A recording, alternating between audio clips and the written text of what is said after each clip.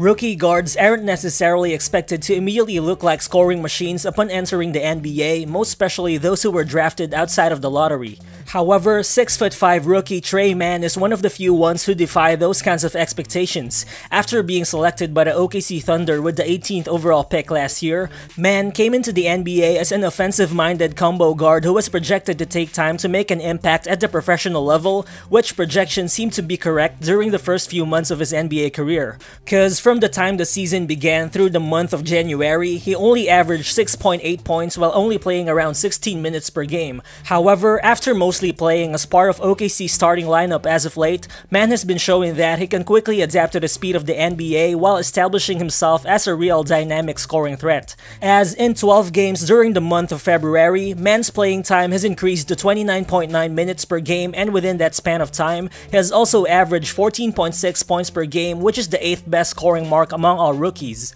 But further, it's when you narrow it down to the past couple of weeks or so wherein you can really see how much momentum Tre Mann is actually gaining, as over his last 5 games, Mann has put up consistent double-digit scoring numbers, including one 30-point game and a couple of 20-point outings, all while averaging 19.6 points on 47.4% shooting from the field and an excellent 40% shooting from behind the arc. And I think what's even more impressive is that Tre Mann has been doing his scoring damage on all 3 levels, whether it be by stunning defenders with step-back threes, by hitting floaters in the mid-range, or by making tough finishes right at the rim. Well, sure, Mann has good size for a combo guard at 6'5", but still, how exactly does a guard who doesn't have the quickest first step or the best vertical pop get to score this much against NBA defenses? That's what we'll talk about in this video. So what's good everyone, and what's good my co-Thunder fans who are here? It's Real Balls again, and before we move on, if you do enjoy the content, please give this video a like, as it definitely helps the channel a lot. It only takes a second of your time, but it would be much appreciated. So let's get to it.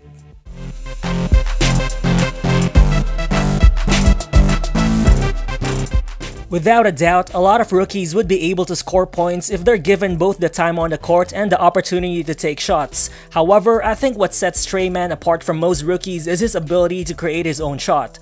Well, his shot profile is already pretty wild for a rookie. So far, after having played 48 games in the NBA, only 69.7% of his 3-point field goals and only 25.6% of his 2-pointers have been assisted, which I think is quite impressive considering he's shooting a solid 36% overall from behind the arc. But I think what's even more interesting is that, diving deeper, you'll see that this season, only 3 other rookies have higher percentages of unassisted 3-point field goals than Tre Mann.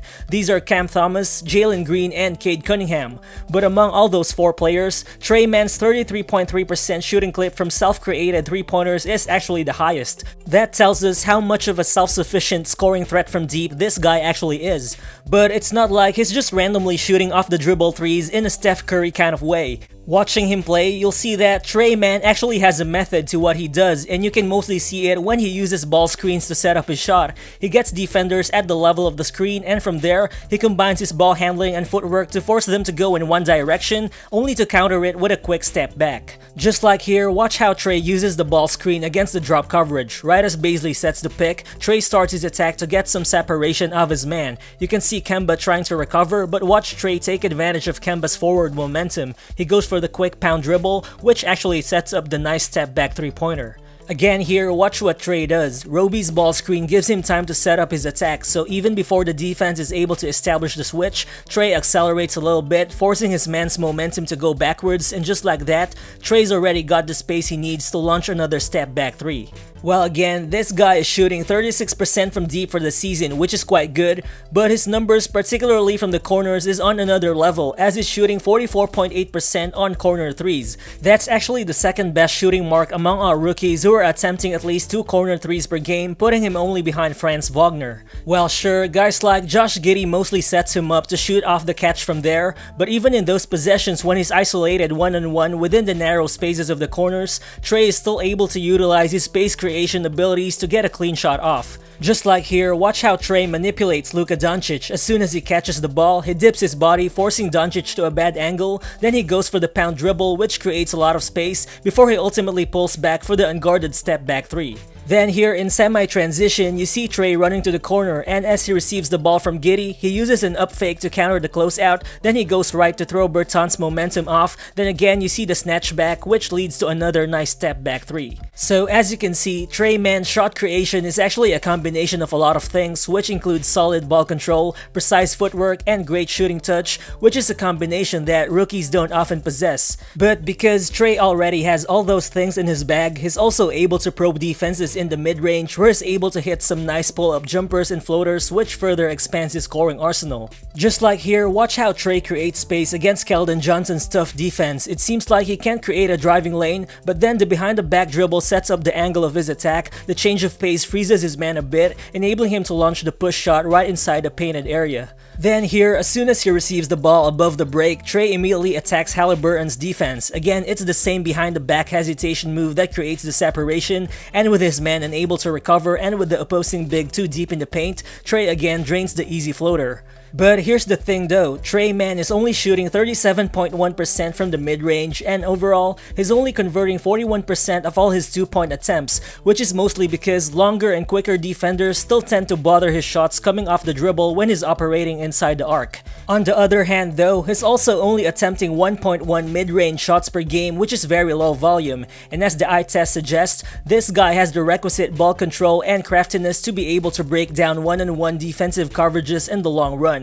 So I think given more reps and on-court experience, it's very reasonable to think that Tre Mann would be able to up his mid-range percentages. But for now, I think one realistic goal for Mann is for him to be able to leverage the threat of his jumper in order to create cleaner looks at the rim. Well, right now, he's shooting a pretty solid 57% within 3 feet of the basket, which is a really good mark for a 6'5" rookie. But the thing is, he's only attempting 1.4 shots per game from that area, and why could that actually be? Well, sure, we've seen him explode right at the basket with some poster dunks a couple of times, but so far, those plays have been quite occasional. Cause although Tre has great size and some nice vertical pop for a guard, I think his burst is still pretty much limited to short distances. And excluding those moments when he gets open driving lanes or wide baselines out of backdoor cuts, he's still not the type of guard that could really blow right by his defender. But the good thing is, Tre already knows how to compensate for his limitations by using his good awareness of space and by using his craft in order to finish at the rim against bigger players.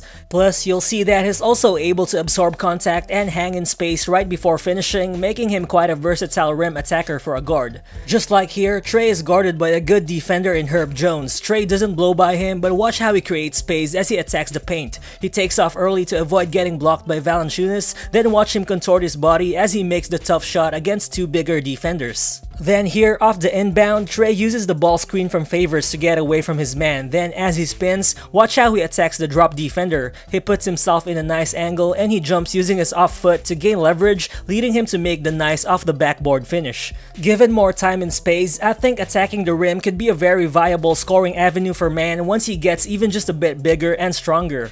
Well, overall, sure, Tre Mann is a high ball usage guard who might not be the most ideal fit alongside OKC's 2 other ball-heavy guards, but still, I think his shooting projection, good size, and just his overall bag of tricks allows us to envision him becoming OKC's 3rd shot creator long-term next to SGA and Josh Giddey. For now though, I could personally see Tre Mann as a Jordan Poole type of player, someone who produces the best results when he creates his own shot, but who can also act as a functional complementary scorer next to a couple of stars. Well, that could be his floor in my opinion, but I think his ceiling could be much higher depending on how much he develops. Cause after all, scoring isn't hard to come by in the NBA, but shot creation certainly is.